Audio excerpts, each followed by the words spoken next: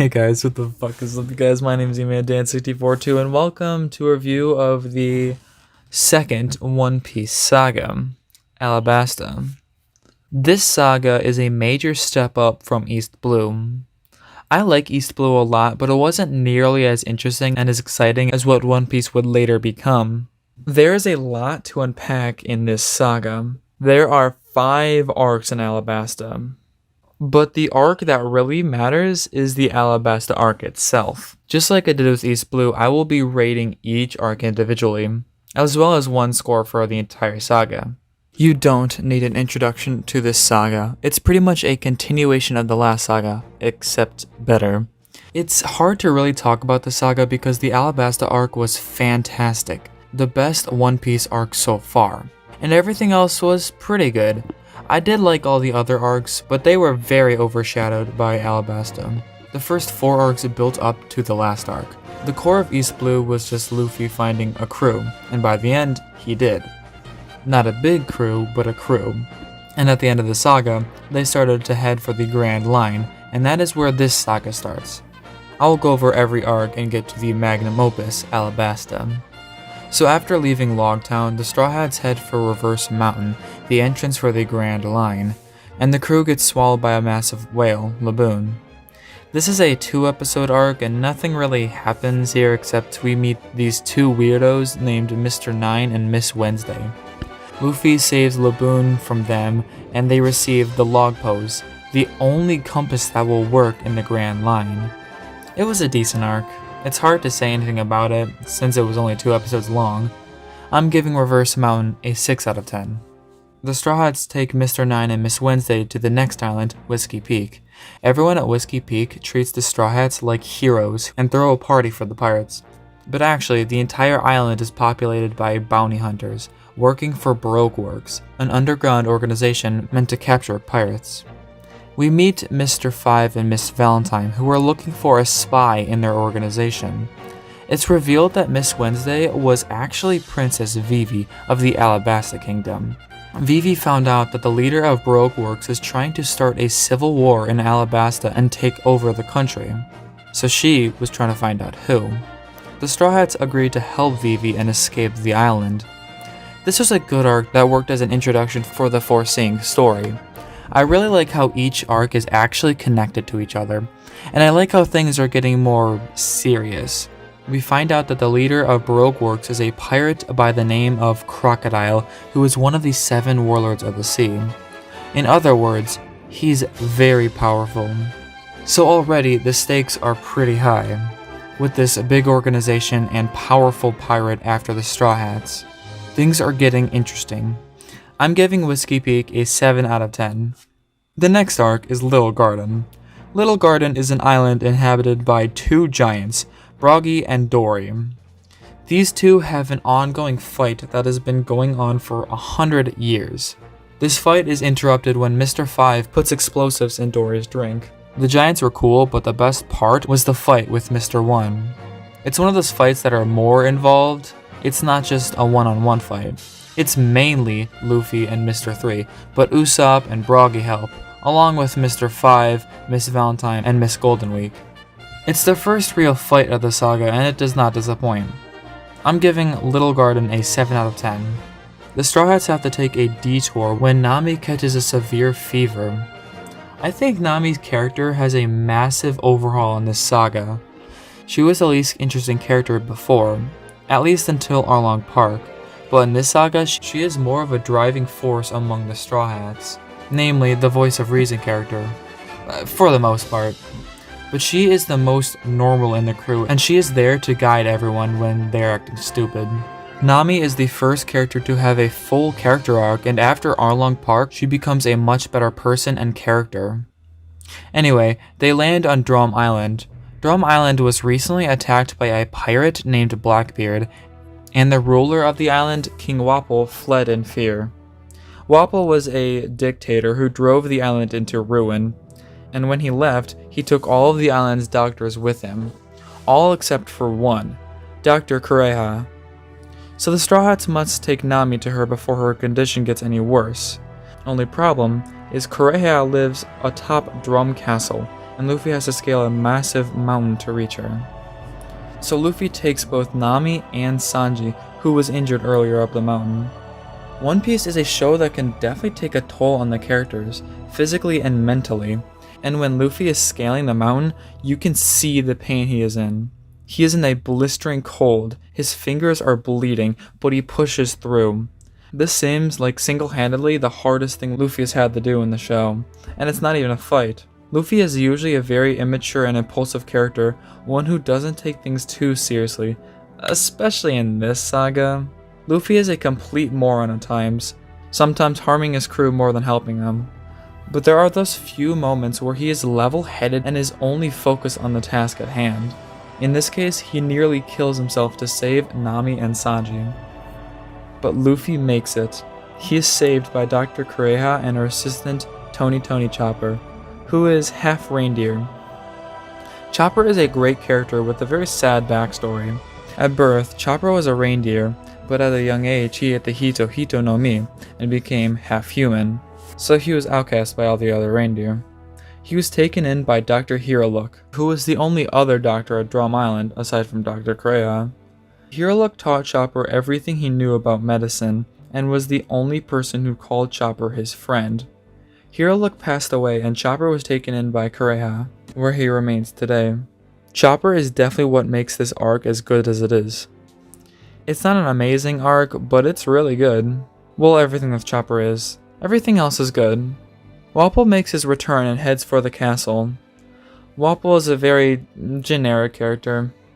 He has the power of the Baku Baku no Mi, which allows him to eat practically anything and mold that into his body. Cool power, but very forgettable villain. The fight scene with him is also nothing special. It's mainly just used to show off Chopper and his powers. So Wapol's defeated and Chopper joins the Straw Hats. I love Chopper. He's such a good character and he adds so much to the crew. I'm giving Drum Island an 8 out of 10. Next up is the Alabasta arc itself. This arc is fantastic. Back when I watched Arlong Park, I thought that arc was great, and it is, but this arc completely blows it out of the water in every aspect. This is the arc that makes One Piece One Piece. One big complaint I hear about One Piece is there's no point in watching like 100 episodes just to get to the good part, and I understand that complaint, but after watching this arc, I feel watching every episode was worth it. Except for filler. Don't watch the filler.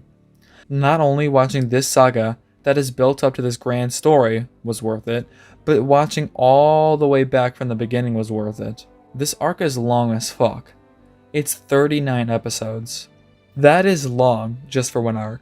But it's all great. It all works to expand the world and these great characters. Plus this arc has a lot of backstory too. 3 years of it. This is the Kingdom of Alabasta, a desert kingdom.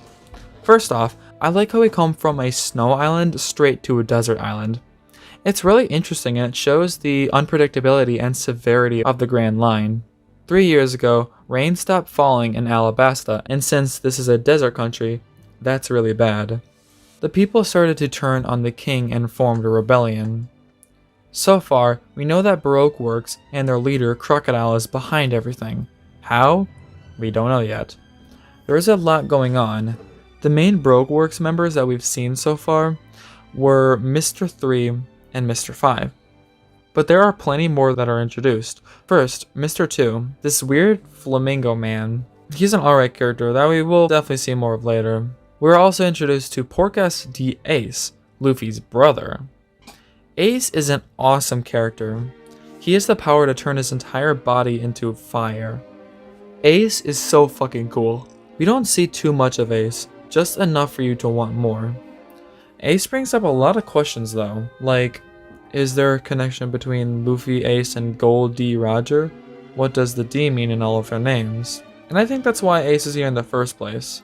He doesn't serve much of a point, just to introduce himself. Ace is a high-ranking member of the Whitebeard Pirates, a notorious gang of pirates. Smoker also makes an appearance looking for Ace. I really like Smoker, and I was so glad to see him return. I really wish he was more important in this arc though. Like halfway through, he leaves and just doesn't come back. I want to see more of Smoker and I was so disappointed. But that's okay because the characters we already see enough of are great. Like I said before, Nami is the voice of reason character that always grounds the others. This is definitely her time to shine. Plus, she has such great chemistry with Vivi, another great character.